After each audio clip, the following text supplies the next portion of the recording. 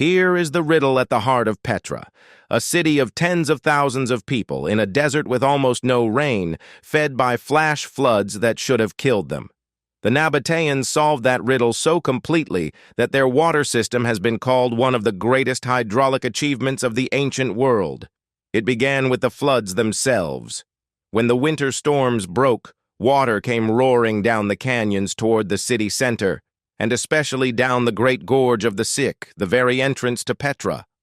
An unmanaged flood through that narrow channel would have been a catastrophe, a wall of water funneled at lethal speed straight into the heart of the city. So the Nabateans built a dam. They blocked the mouth of the Sick and cut a tunnel through solid rock to divert the floodwater away through a side canyon, sparing the city and its visitors. The bones of that system are still visible. A modern version protects tourists to this day, after a flash flood in 1963 drowned more than 20 visitors trapped in the gorge, a tragedy that taught the present what the ancients had already known. But diverting the floods was only the defensive half. The brilliance lay in capture. Along the walls of the Sick and across the surrounding hills, the Nabateans cut channels into the rock, gentle gradients calculated with remarkable precision to carry water without letting it gather destructive speed. They laid networks of ceramic pipes, each section fitted to the next, designed at an angle that controlled the flow and reduced the pressure that might burst the line. Modern engineers who have studied these pipes find that the Nabateans understood principles of hydraulics, of flow and friction and pressure that would not be formally described in Europe for many centuries. They built dams, more than 100 of them, to trap the runoff. They carved vast cisterns into the rock and sealed them with waterproof plaster, underground reservoirs that could hold the rare rainfall through the long, dry months. Some could store millions of liters. The whole landscape became a single vast machine for harvesting water. Every cliff a catchment, every channel a vein, every cistern a beating reservoir at the city's heart. Estimates suggest the system could supply tens of thousands of people and still leave a surplus, enough that the Nabateans, in the middle of one of the harshest deserts on Earth, could afford luxuries that seem almost like a taunt. They built fountains. They created pools and gardens. Recent excavations near the city center have uncovered evidence of a large ornamental pool, fed by channels with what appears to have been an island pavilion at its center, a deliberate display of water as wealth, water as power. To a thirsty traveler arriving from weeks in the wasteland, the sight of Petra's flowing fountains and green gardens must have seemed like a miracle or a mirage. It was neither. It was engineering, patient and invisible and astonishingly advanced, the true foundation on which every carved monument and every fortune in the city ultimately rested. Control the water, and you control the desert. The Nabateans had learned that lesson as nomads hiding their secret cisterns. Now they had scaled it up into the lifeblood of a metropolis. And on that foundation, in the decades around the birth of Christ, Petra rose to the very summit of its glory. Prompton. Cutaway view of ancient hydraulic engineering carved into a rose sandstone gorge. Water flowing through precise rock-cut channels and interlocking ceramic pipes. A stone dam and a large plaster-lined cistern brimming with clear water, sunlight glinting on the streams. Documentary-style, hyper-realistic 8K, cinematic lighting, dramatic atmosphere, no modern elements, no text, no letters, no frame. Scene index, chapter title, The Golden Age of Aretas, text, ease. Every great city has its golden hour, the moment when wealth, power, and ambition align and everything seems possible. For Petra, that hour belonged to a single king. His name was Aretas IV, and he reigned for nearly half a century, from around 9 years before the birth of Christ to about the year 40 of our era. The Nabateans gave their kings grand titles, and Aretas chose one that captured the spirit of his rule. He called himself Rabble, the lover of his people. Under Aretas IV, Petra reached the peak of its splendor. The treasury, most scholars believe, was carved during his reign or just after, a monument fit for a king who saw himself as the equal of any ruler in the world. The city expanded, new temples rose. The great colonnaded street that ran through the city center took shape, lined with shops and public buildings, paved and grand, a Nabatean answer to the boulevards of the Hellenistic world. The kingdom itself stretched far beyond the city, north into Syria, south deep into Arabia, controlling trade routes and oasis towns across a vast swath of the ancient Near East. Aretas minted his own coins, stamped with his image and his queen's, the currency of a confident and independent state. And he was no provincial figure on the world stage. The Nabateans had grown so important that they brushed up directly against the greatest power on earth, Rome itself. Aretas navigated that dangerous relationship with the skill of a man who had spent his life among shrewd merchants and harder enemies. He sent forces to support Roman campaigns when it served him. He resisted when Roman ambition pressed too close.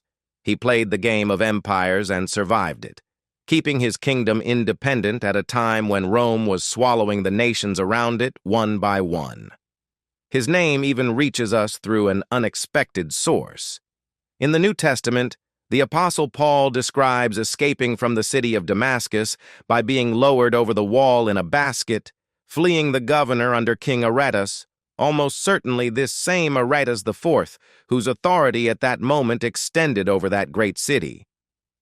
It is a startling thread, a Nabatean king woven into the foundational text of Christianity, a measure of just how far Petra's reach had grown. The city in these years was cosmopolitan and alive. Walk its streets, and you would have heard a babble of languages, the Aramaic of the Nabateans themselves, Greek, the language of commerce and culture, Latin, Arabic, the tongues of merchants from a dozen lands. You would have smelled the incense for which the whole city existed, frankincense and myrrh stacked in warehouses, perfuming the very air. You would have seen craftsmen producing the exquisite Nabatean pottery for which they became famous. Eggshell-thin painted bowls, so delicate they seem impossible, prized across the region. There were temples to their gods, to Dushara, the mountain lord, and Al-Uzza, the powerful goddess, where worshippers gathered and sacrifices burned. There were banquets in rock-cut halls, gardens watered by the great hydraulic machine, fountains splashing in the desert heat. For a few generations, the Nabateans had achieved something that looked very much like permanence. They had taken a band of nomads and turned it into a kingdom that traded with emperors, minted its own gold, and carved its glory into a mountain. It must have seemed it would last forever. But the very thing that had made Petra great, its grip on the desert trade, was about to slip from its fingers, and far to the west, an empire that had been content to let the Nabateans prosper as useful partners was beginning to wonder why it should share the road at all. Prompton, a grand colonnaded ancient street in a thriving rock-cut desert city at its peak, lined with carved temples and bustling merchants in flowing robes, camels and market stalls heaped with goods, a regal Nabatean king's monument in the background, vibrant Golden Age prosperity, documentary-style hyper-realistic 8K, cinematic lighting, dramatic atmosphere, no modern elements, no text, no letters, no frame, scene index 8, text S. Wealth in the ancient world, as in our own, was never safe. It attracted eyes. And the eyes that mattered most belonged to Rome. For a long time, the relationship between Rome and the Nabateans had been one of mutual convenience. Rome wanted the Eastern luxuries, the incense and silk and spices, and the Nabateans delivered them. Why conquer a partner who makes you rich? But Rome was not a patient creature, and it did not like to depend on anyone. As the first century wore on, the empire began to find ways around the Nabatean monopoly. Roman and Greek sailors learned to read the monsoon winds of the Indian Ocean, the great seasonal breezes that could carry a ship directly from the Red Sea to the markets of India and back. This was a revolution, and it was a quiet catastrophe for Petra. For centuries, the incense and spice trade had moved overland, across the desert, through the hands of the Nabateans, who taxed and guided every caravan. Now, increasingly, the goods could simply be loaded onto ships and sailed past the desert entirely, landing at Egyptian ports under Roman control. The river of gold that had flowed through Petra began slowly to find a new channel. The caravans grew fewer. The tolls dwindled. The lifeblood of the city, the trade that had justified every carved tomb and every hydraulic channel, was being rerouted around it. The Nabateans, who had built their kingdom on the certainty that all roads must pass through them, watched the certainty erode. And then, in the year 106 of our era, the patience of empire ran out altogether. The Roman Emperor Trajan, an aggressive and expansionist ruler, decided that the Nabatean kingdom should be a kingdom no longer. The annexation seems to have been remarkably smooth, with little record of a great war, which suggests that Petra, weakened and perhaps resigned, did not or could not resist. The kingdom was absorbed into the empire and renamed. It became Provincia Arabia, a Roman province like any other, governed from afar, its independence extinguished after centuries. The Romans, to their credit, did not destroy Petra. At first, they invested in it. They built that grand colonnaded street in the Roman style, raised new monuments, and for a time the city remained prosperous, an important provincial center on the eastern frontier. But something essential had changed. Petra was no longer the indispensable hinge of world trade. It was no longer the proud capital of an independent people. It was a city living on momentum, on the wealth and infrastructure of its glorious past, while the forces that had created it drained slowly away. A city can survive the loss of its independence. It is much harder to survive the loss of its purpose. And as the sea routes carried more and more of the trade that had once been Petra's alone, the great carved city in the mountains began, almost imperceptibly at first, to fade. The fountains still ran, the temples still stood, but the future was leaking out of the place, and the desert, ever patient, was waiting at the gates. The Nabateans could not have known it, but the long sunset of Petra had already begun. Promptin. Roman legionaries in formation marching into an ancient rock-cut desert city, eagle standards raised, Nabatean inhabitants watching solemnly from carved doorways, a grand temple facade in the background, the mood of an empire absorbing a kingdom, documentary-style, hyper-realistic 8K, cinematic lighting, dramatic atmosphere, no modern elements, no text, no letters, no frame, scene index, ein, chapter, title. When the earth shook, text S. Decline is rarely a single event. It is a slow accumulation of losses, 1,000 small subtractions that no one notices until the sum is overwhelming. For Petra, the loss of trade was the slow poison. But the desert had a faster weapon in reserve, and on a day in the year 363 of our era, it struck. The earth beneath southern Jordan convulsed in a massive earthquake. We know of it not only from the rubble it left behind, but from a letter written shortly afterward by a bishop describing how nearly half the great city was destroyed by the tremor. Imagine the scene. The ground heaving like the sea, columns that had stood for 3 centuries toppling in clouds of dust, carved facades cracking down their length, buildings collapsing onto the people inside them, and worst of all, for a city whose entire existence depended on the controlled movement of water, the shattering of the hydraulic system. The pipes that had carried water with such precision were broken, the channels were blocked with rubble, the cisterns cracked and emptied. The delicate, brilliant machine that had tamed the desert for 4 centuries was crippled in a matter of minutes. This was the true catastrophe. A people can rebuild fallen columns. They cannot easily rebuild a water system that took generations of accumulated knowledge and labor to perfect, especially when the wealth that funded it has already drained away with the trade. After the earthquake of 363, Petra was a wounded thing. Some life clung on. The Byzantine Christians who now inhabited the region built churches in the city, and in the 1990s, archaeologists made a remarkable discovery, a hoard of scrolls carbonized by fire but still partly readable that recorded the property dealings and family disputes of Petra's inhabitants in the 6th century. They show us a community still living, still buying and selling land, still going about the small business of human life amid the grandeur of their ancestors. But the population was shrinking. The great monuments were no longer maintained. The desert sand, no longer held back by a functioning city, began to drift into the streets and pile against the carved facades. And then the earth struck again.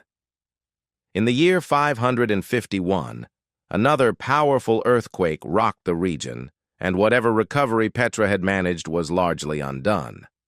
By now, the trade was gone, the water system was beyond repair, the population had dwindled to a fraction of its former glory, and the reasons to stay had all but vanished. People drifted away to other towns, to places with easier water and living trade. The carved city, which had taken centuries and untold fortunes and the labor of generations to create, was left to the wind and the sand and the silence. It did not fall all at once with fire and slaughter, the way some cities die. It simply emptied. The fountains stopped, the last warehouses closed, the voices faded from the colonnaded street. And the desert, which the Nabateans had fought and tamed and turned to their service for so long, finally reclaimed what it had always considered its own. Within a few generations, Petra had passed out of the living world and into the realm of legend, a place remembered only in old books and in the quiet knowledge of the Bedouin who watched the sand creep higher against the columns each year.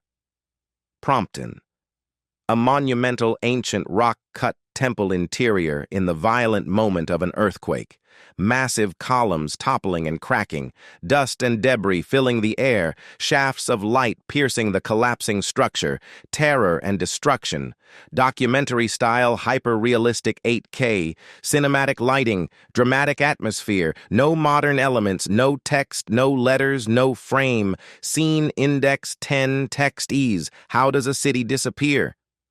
Not vanish into thin air, but disappear from the memory of the world, so completely that for 1,000 years the most sophisticated civilizations on Earth did not know it was there. The answer is partly the sand, and partly the silence of those who knew. After the final decline, Petra slipped out of the consciousness of the West. The trade routes had moved, the pilgrims had stopped coming, the maps grew vague and then blank. When the Crusaders arrived in the region in the 12th century, they built a small fortress on a height near the old city, but they seem to have had no real understanding of the wonder that lay below them in the canyons. They called their castle by a French name, and when their kingdom in the Holy Land collapsed, they abandoned it and left.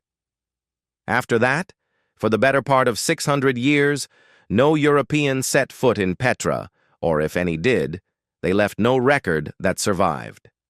The city belonged now to the Bedouin, the desert tribes who pitched their black tents among the tombs, who knew every cistern and every cliff, and who had powerful reasons to keep outsiders away. They believed the monuments concealed treasure, the hidden gold of ancient kings, and they did not intend to share it or to invite the curiosity of strangers who might bring soldiers or tax collectors in their wake. So the location was guarded, passed down as local knowledge, deliberately obscured from the wider world. Petra became a rumor, a name in classical texts that European scholars read without knowing where on the earth it could be found. And the sand kept doing its patient work.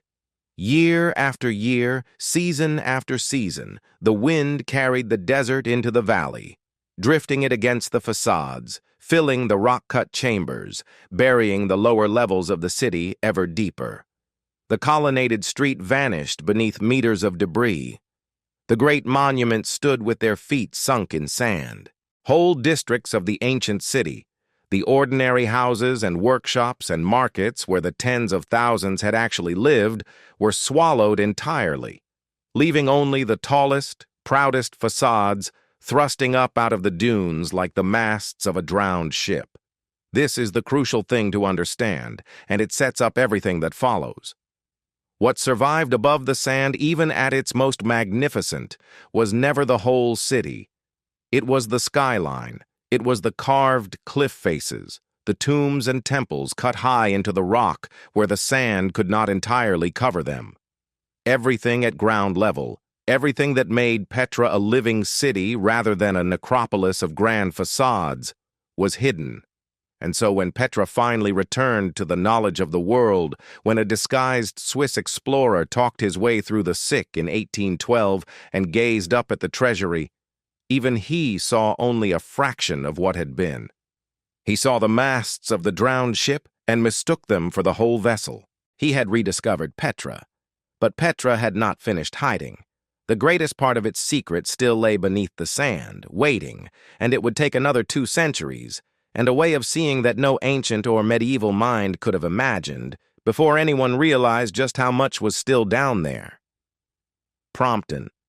Tall, ancient, carved temple facades thrusting up out of deep desert sand dunes like the masts of a sunken ship, their lower levels completely buried, a vast empty valley under a hazy sky, the rest of the city hidden beneath smooth rippled sand, documentary-style hyper-realistic 8K, cinematic lighting, dramatic atmosphere, no modern elements, no text, no letters, no frame, scene, index, 11, chapter title, The Explorer's Gambit, text, ES, return now to that young man in the gorge, Johann Ludwig Burckhardt, and understand the world he came from, because his journey to Petra was no accident.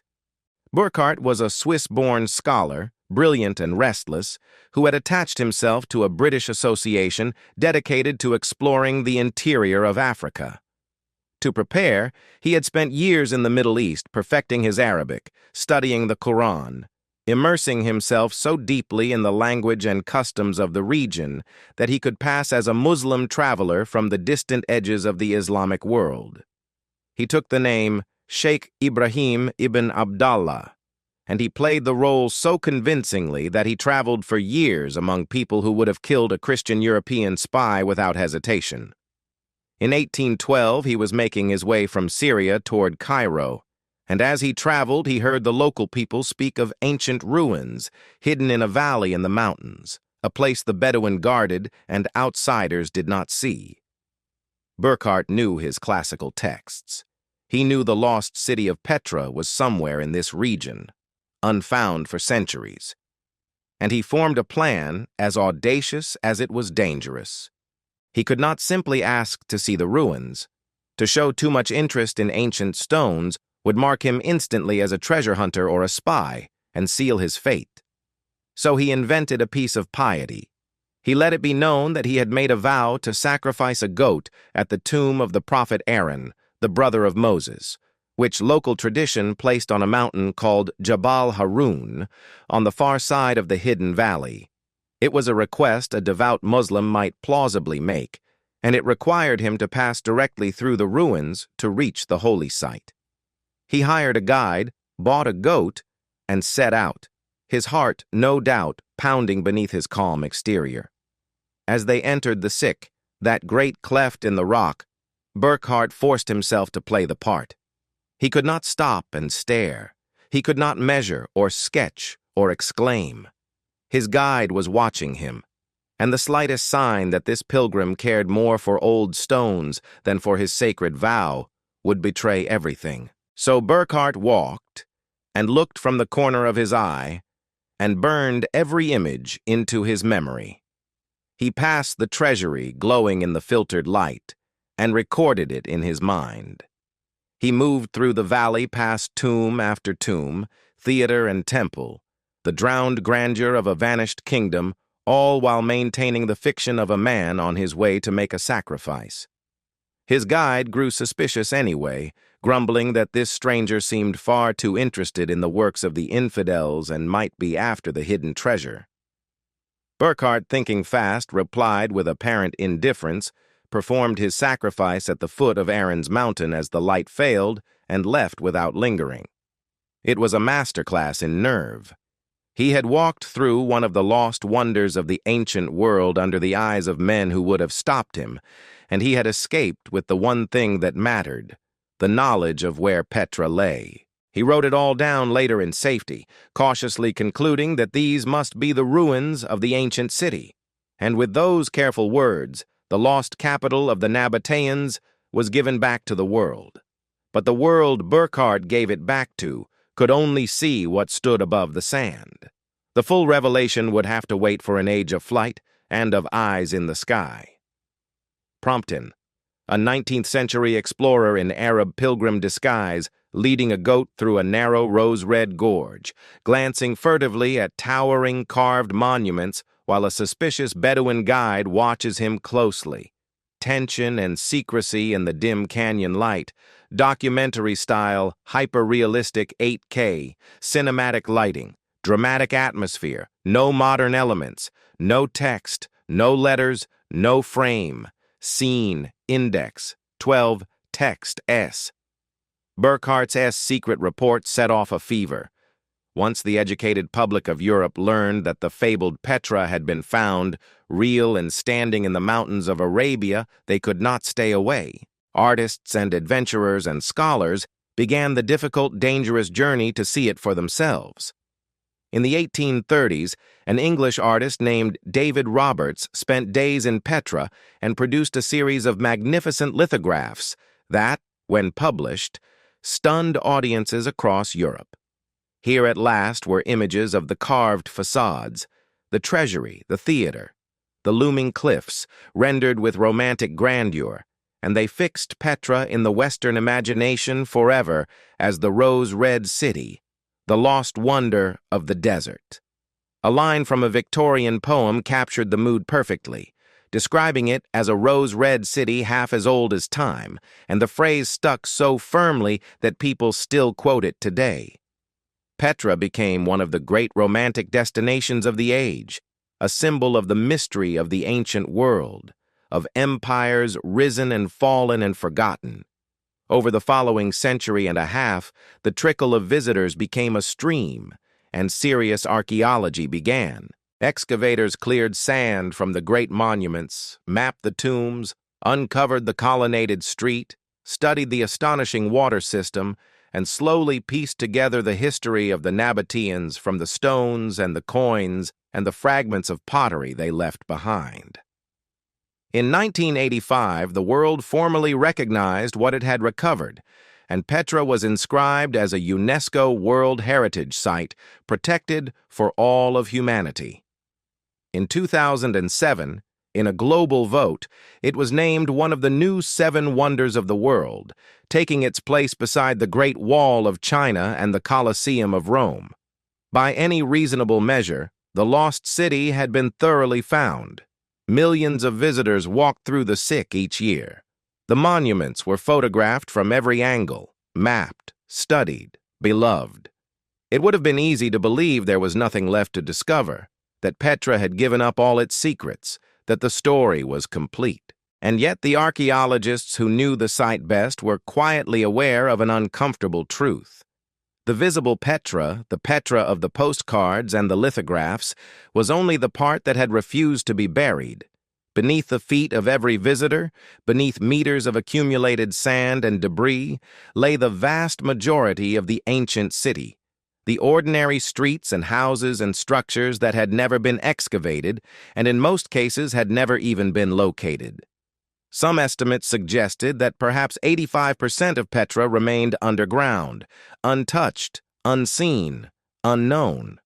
The problem was the scale of the place. Petra and its surroundings cover an enormous area of rugged desert terrain, far too vast to dig at random. You cannot excavate 100 square kilometers of mountain and sand on a hunch. To find what was hidden, archaeologists needed a way to see through the sand without lifting a single shovel. to look down on the whole landscape at once and read the faint signatures of buried structures. They needed, in short, to leave the ground entirely. And in the early years of the 21st century, the technology to do exactly that was finally coming of age.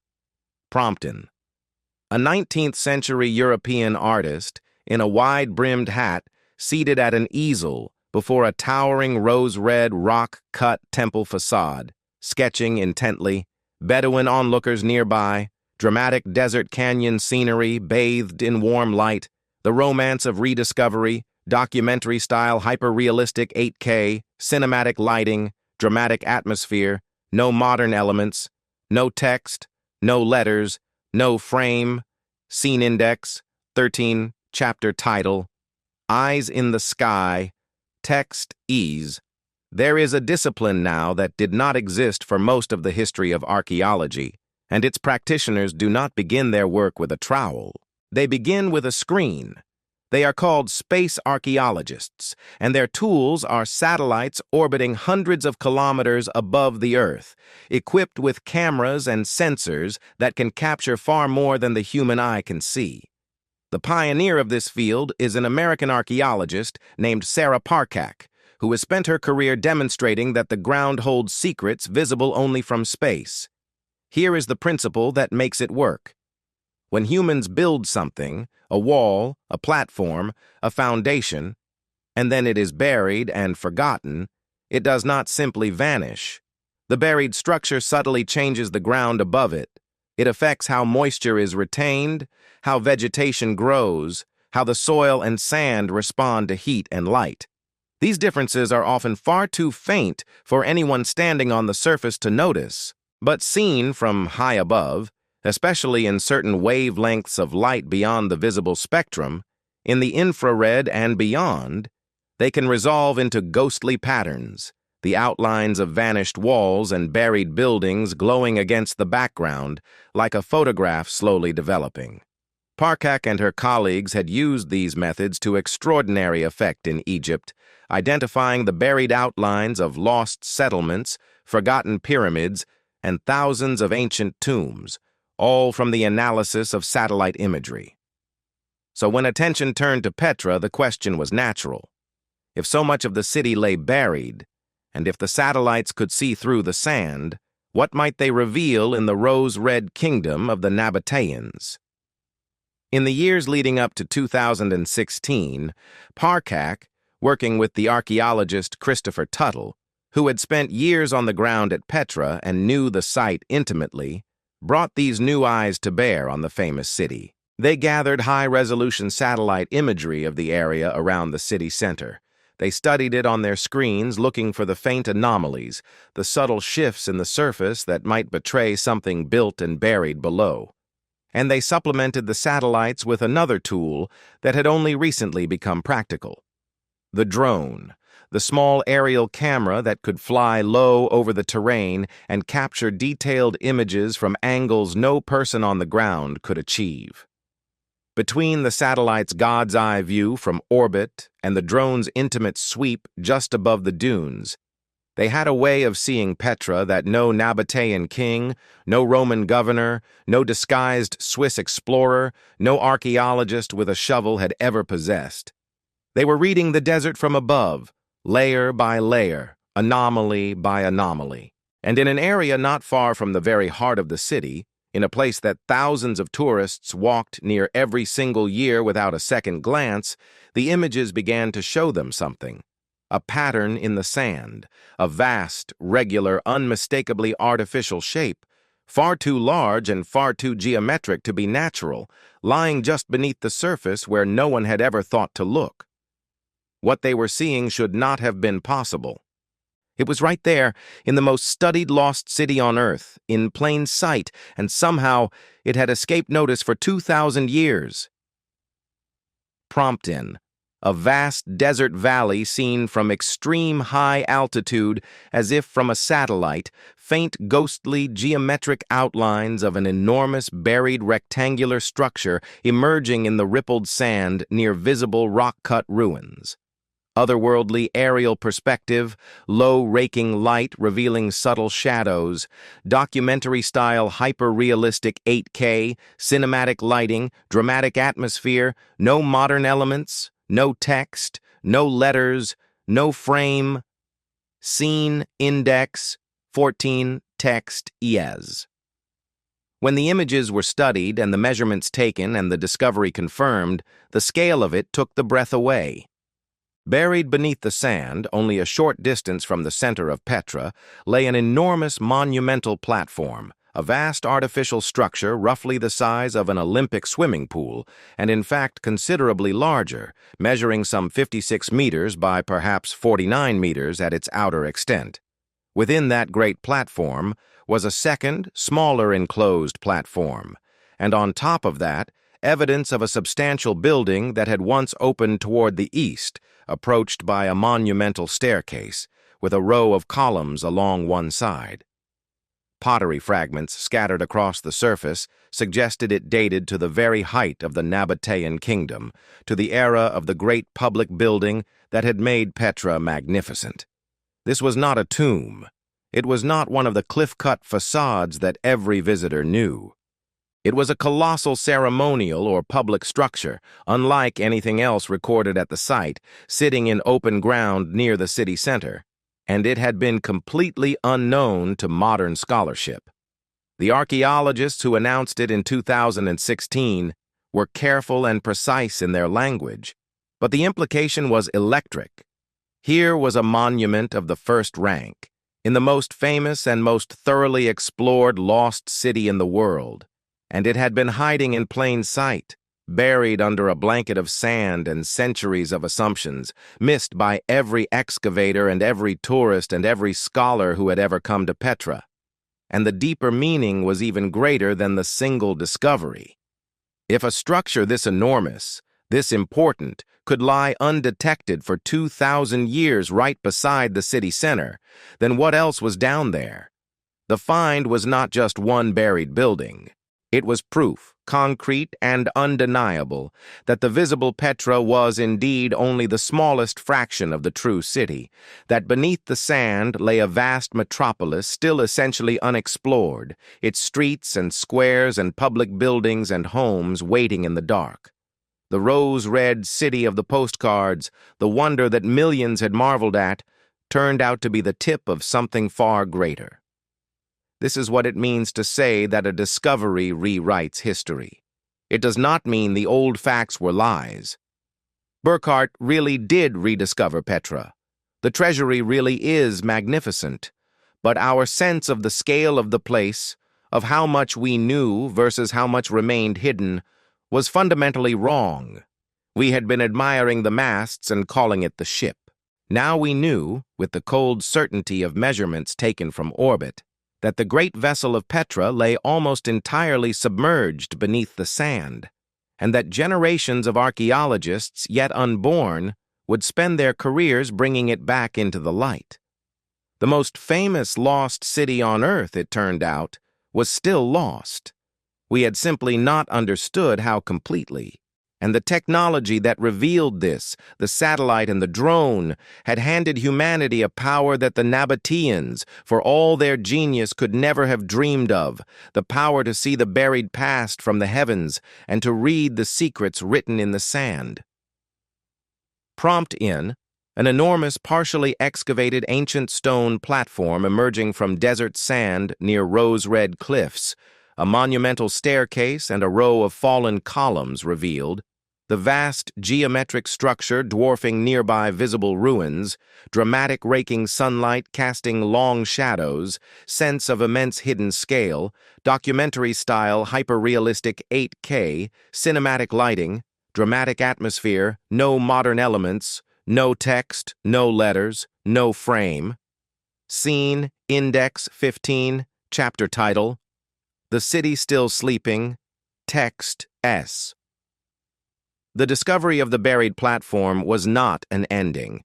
It was a beginning, and it reframed everything about how we think of Petra. For more than a century, the story of the city had been told as a tale of rediscovery, a lost place found, a mystery solved, a wonder restored to the world. Now that story revealed itself as only the first chapter. The real work, the patient uncovering of the true and total Petra, had barely started.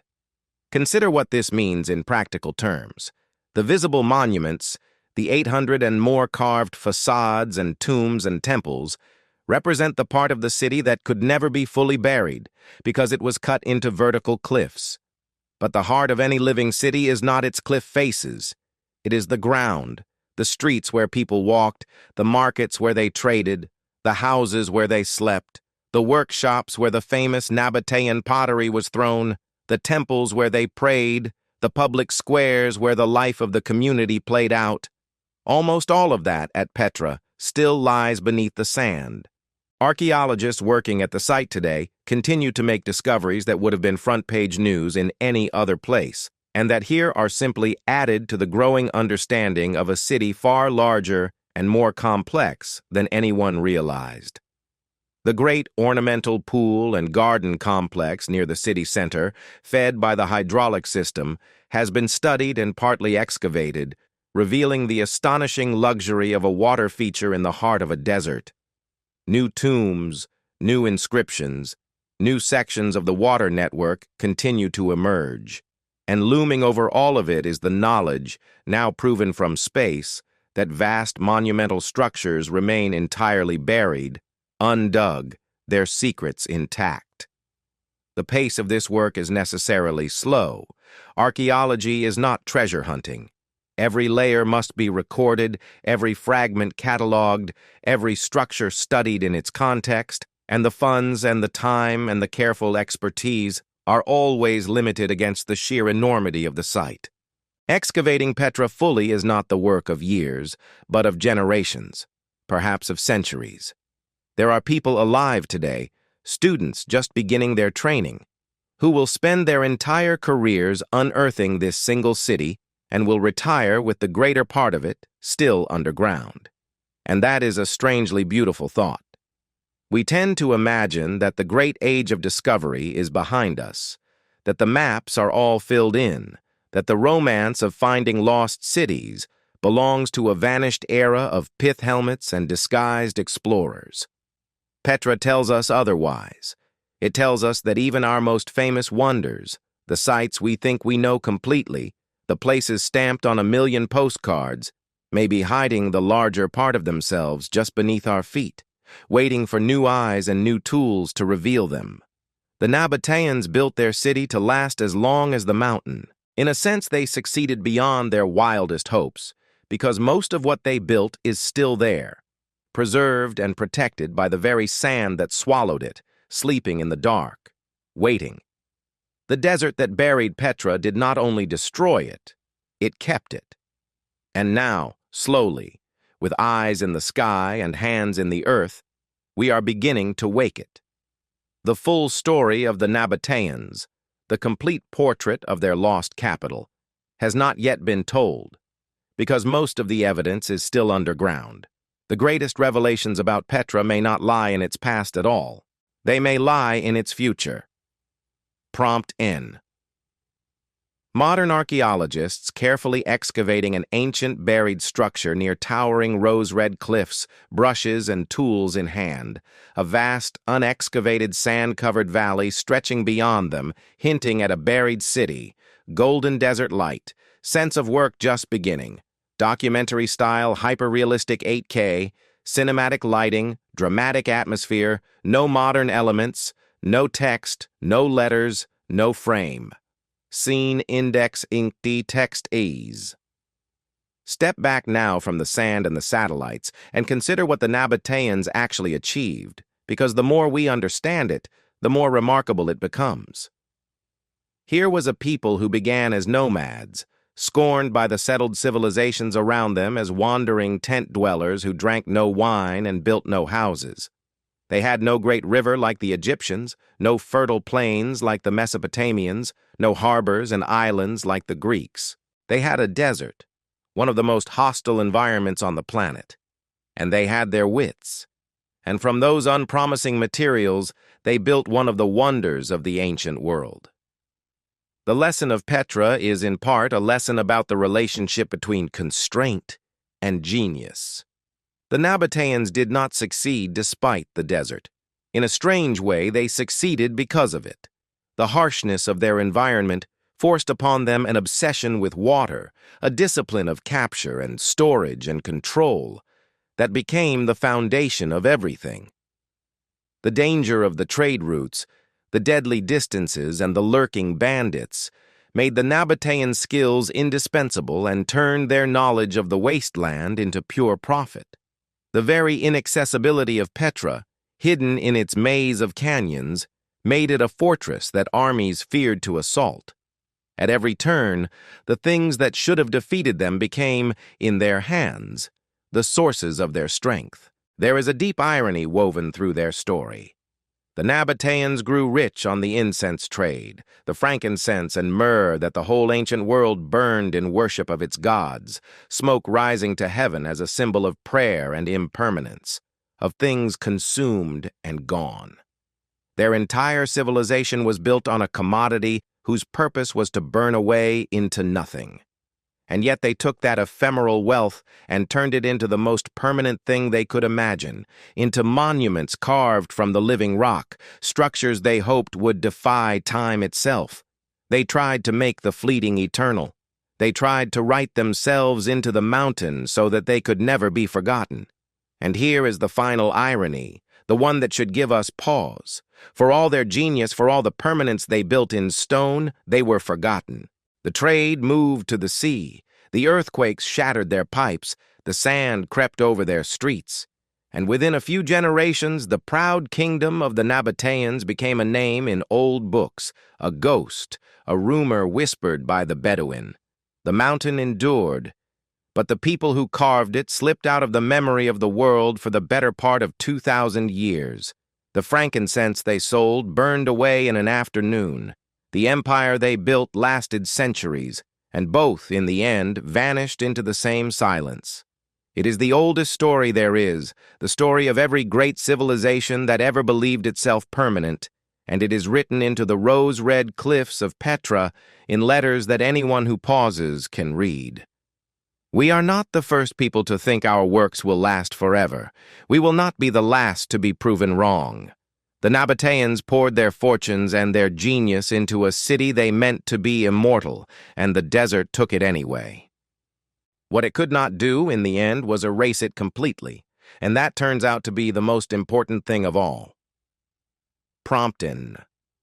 Wide contemplative view of the rose-red carved city at golden hour, towering tomb facades glowing in the cliffs above a quiet empty valley, long shadows and warm light. A single bird wheeling against the vast sky, profound stillness and the weight of vanished civilization, documentary-style hyper-realistic 8K, cinematic lighting, dramatic atmosphere, no modern elements, no text, no letters, no frame, scene index but 17, chapter title, what the stones remember, text as, walk through Petra today, and the past presses in on you from every side. You enter as Burckhardt did, through the sick, that great winding cleft where the walls rise sheer above you and the light falls in shifting bands of gold and rose. You can still see, cut into the rock along the way, the channels that once carried water into the city, the veins of the great hydraulic machine, and here and there the worn remains of carved niches where the Nabateans placed images of their gods to watch over travelers entering their capital. The gorge twists and narrows and seems to go on forever, and then, exactly as it did 2,000 years ago, it parts, and the treasury blazes into view, framed in the rock, its rose-colored columns catching the morning sun. There is no photograph that prepares you for it. The scale, the artistry, the sheer audacity of carving such a thing into a cliff in the middle of a desert strikes visitors silent, just as it was designed to do. The Nabateans engineered that moment of revelation deliberately, the long, dark passage and then the sudden, overwhelming sight, and across 20 centuries it still works exactly as intended. But the deeper you go, the more the silence speaks. Beyond the treasury, the valley opens out, and the tombs multiply along the cliffs, hundreds of them, their facades weathered and softened by time. The painted plaster and ornament long gone, leaving the bare and beautiful bones of the rock. You can climb the rock-cut steps to the high places where sacrifices were once made, with their carved altars and basins and channels for the blood and water open to the wind and the immense sky. You can make the long ascent of 800 steps to the monastery, even larger than the treasury, and stand before its great facade in the high silence with the desert mountains rolling away to the horizon. And everywhere, beneath your feet, you walk over the buried city, the unexcavated streets and houses, and the great platform that the satellites found, the vast sleeping mass of Petra that has not yet seen the sun in 2,000 years. To stand there is to feel time differently. The Nabateans are gone, their language a scholar's puzzle, their gods forgotten, their kingdom a few pages in ancient histories, but what they made remains. And it speaks. The carved cliffs remember the masons who freed them from the mountain. The dry channels remember the water that once sang through them. The empty tombs remember the dead who were laid in them with incense and ceremony in the confidence that they would be remembered forever. And the buried platform, sleeping under its blanket of sand, remembers a grandeur we have only just glimpsed and have not yet begun to understand. There is something humbling in this, and something consoling, too. Civilizations rise and fall. The Nabateans rose from the desert, blazed for 5 centuries, and fell back into it. Rome, which annexed them and thought itself eternal, is gone as well. Everything human is temporary, and the desert is patient, and the sand is always waiting at the gates. And yet, here is Petra, still standing, still astonishing, still giving up new secrets after 2,000 years. The stones outlasted everything, the trade and the kings and the empires and the names. They remember when no one else does, and as long as they stand, the Nabateans are not entirely lost. Prompton, a traveler standing small at the threshold of the great rock-cut treasury facade as it blazes rose and gold in the morning sun, framed by the dark walls of the narrow gorge behind, dust motes drifting in shafts of light, overwhelming scale and beauty, documentary-style hyper-realistic 8K, cinematic lighting, dramatic atmosphere, no modern elements, no text, no letters, no frame, scene index 18, text ES. There is a question worth sitting with now that we have followed the Nabateans from their first appearance as desert raiders to the discovery of their buried platform from space. Why did we forget them? Why is it that almost everyone has heard of the Egyptians and the Romans and the Greeks, while the people who built one of the most extraordinary cities in human history remain, to most of us, a blank? Part of the answer is the silence of the sand and the centuries. Part of it is that the Nabateans left us no great literature, no Homer, no epic histories of their own kings, only inscriptions and the descriptions of outsiders like Strabo and Diodorus who observed them with a foreigner's distant fascination. We know them mostly through what they built and what their neighbors said of them, and that is a fragile kind of memory. But there is a lesson in that fragility. The Nabateans were not lesser than the civilizations we remember. By some measures, they were greater. Their water engineering was more sophisticated than anything in the contemporary world. Their command of trade made them indispensable to empires. Their art absorbed and blended the styles of every culture they touched into something distinctly their own. And yet they slipped through history's fingers because remembering is not the same as deserving to be remembered. History does not preserve the worthy. It preserves the lucky, the ones who left the right records, who happened to lie along the paths that later scholars walked, who were not quite so thoroughly buried by the sand. How many other Petras are there, we might wonder? How many other brilliant peoples raised great works and were forgotten because the trade route moved, or the earthquake came, or the desert was patient, or they simply never wrote down their own names in a way that survived? The discovery of the buried platform at Petra is a reminder that even what we think we know is provisional. For 2 centuries we believed we had found Petra, that we understood it, that its story was essentially complete. Then satellites looked down from orbit and showed us that the larger part of the city had been hiding beneath us the whole time. If that is true of the most famous lost city on Earth, the one stamped on the postcards and named a wonder of the world, then how much of the rest of the human past lies similarly hidden, beneath the sand, beneath the sea, beneath the assumptions we have not yet thought to question? This is the quiet revolution that technologies like satellite archaeology have begun. They tell us that the age of discovery is not over.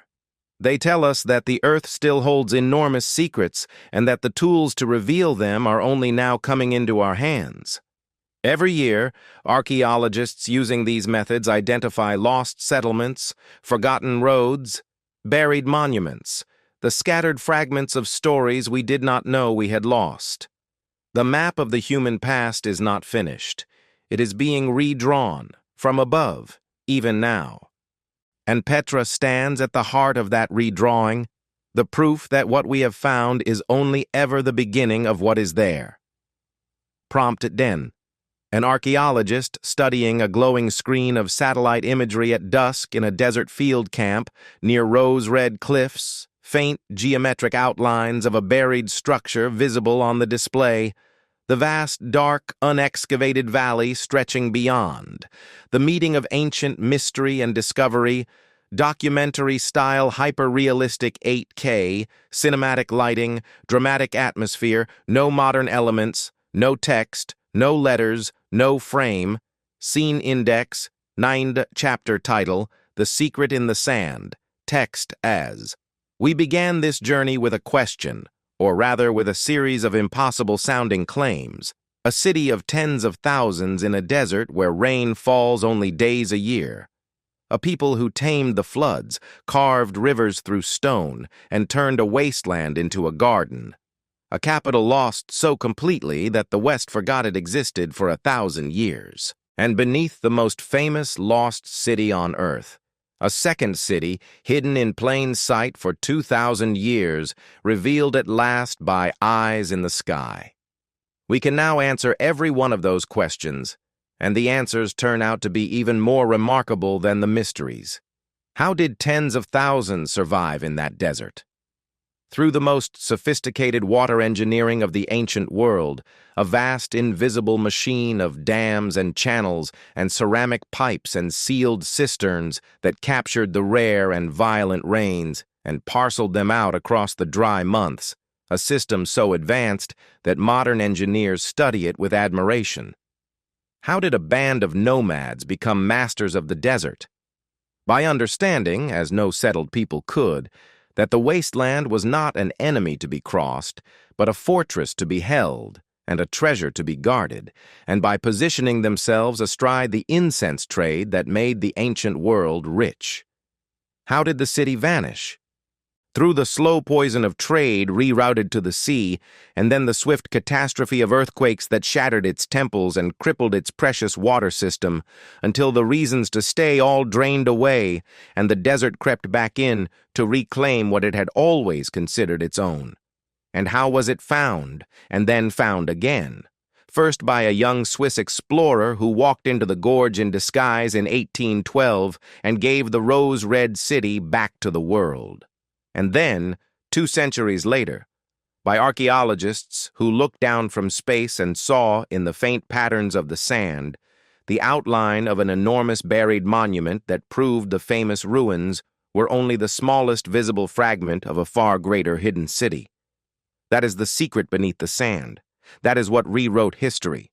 Not that Petra existed, for we knew that, but that the Petra we admired, the wonder we thought we understood, was the merest glimpse, the carved skyline of a metropolis that still lies almost entirely buried, asleep beneath the dunes, waiting for the generations who will finally bring it back into the light. The Nabateans wanted to be remembered forever. They carved their ambition into a mountain and trusted the stone to keep their name alive. For 1,000 years, the desert seemed to have defeated them, swallowing their city and their memory together. But the desert did not destroy Petra. It preserved it. It held the buried city safe in the dark through all the centuries when no one knew or cared, keeping it intact for an age that could finally appreciate it, for tools that could finally reveal it. And so the Nabateans got their wish after all, in a way they could never have imagined. They are remembered. Their city endures, and the greatest part of their story is still waiting to be told. Prompt N. The iconic rose-red treasury facade glowing at sunset with a single shaft of golden light striking its carved columns, the surrounding canyon darkening into shadow and mystery, faint hints of buried structures in the foreground sand, a sense of secrets revealed and secrets still kept, documentary-style hyper-realistic 8K, cinematic lighting, dramatic atmosphere, no modern elements, no text, no letters, no frame. Scene Index 20, text as. Stand one last time in the great valley of Petra as the sun goes down. The light slants low across the cliffs, and the rock seems to catch fire, glowing in 100 shades of rose and amber and burning red, the same spectacle that has played out across these stones every evening for thousands of years, indifferent to whether anyone was there to see it. The carved facades darken into silhouette against the deepening sky. The wind moves through the empty gorges with a sound like a long exhalation, and beneath your feet, in the gathering dark, the buried city sleeps on, its streets and squares and monuments waiting under their blanket of sand for a morning that may not come for centuries. There is a particular kind of awe that places like this can teach us, if we let them. It is not only the awe of human achievement, though Petra has that in abundance, the genius of the engineers, the artistry of the masons, the audacity of a people who carved a kingdom from the rock. It is also the awe of time itself, of the vast and patient depths of the past, of how much has happened on this earth that we have forgotten, and how much remains hidden, waiting to be found. The Nabateans believed their city would last as long as the mountain. They were both right and wrong, as we all are when we imagine our own permanence. The kingdom fell. The trade moved on. The names were forgotten. But the stone endured, and the buried city endured. And now, slowly, across the lifetimes of people not yet born, the full glory of what they made is rising back toward the light. Petra is a lesson written in rose-red stone. It tells us that civilizations are mortal, that wealth and power and even memory itself are fragile things, that the desert is patient and the sand is always waiting. But it tells us something else as well, something quieter and more hopeful. It tells us that the past is not gone, it is only buried. It waits beneath the sand and the sea and the centuries, more of it than we ever imagined, ready to be found by those with the curiosity to look and the tools to see. The most famous lost city on Earth turned out to be still lost, the greater part of it hidden in plain sight all along. And somewhere out there, beyond the maps we have drawn and the histories we have written, other Petras are waiting too, other vanished wonders, other forgotten peoples who carved their dreams into the world and trusted that someone, someday, would remember. The sand keeps its secrets well, but not, it turns out, forever. Prompt N. The entire rock-cut city of Petra at the moment of sunset, the rose-red cliffs and carved facades blazing in the last low light against a darkening sky, the vast valley falling into shadow, smooth sand in the foreground concealing the buried city, profound and timeless beauty, documentary-style hyper-realistic 8K, cinematic lighting, dramatic atmosphere, no modern elements, no text, no letters, no frame.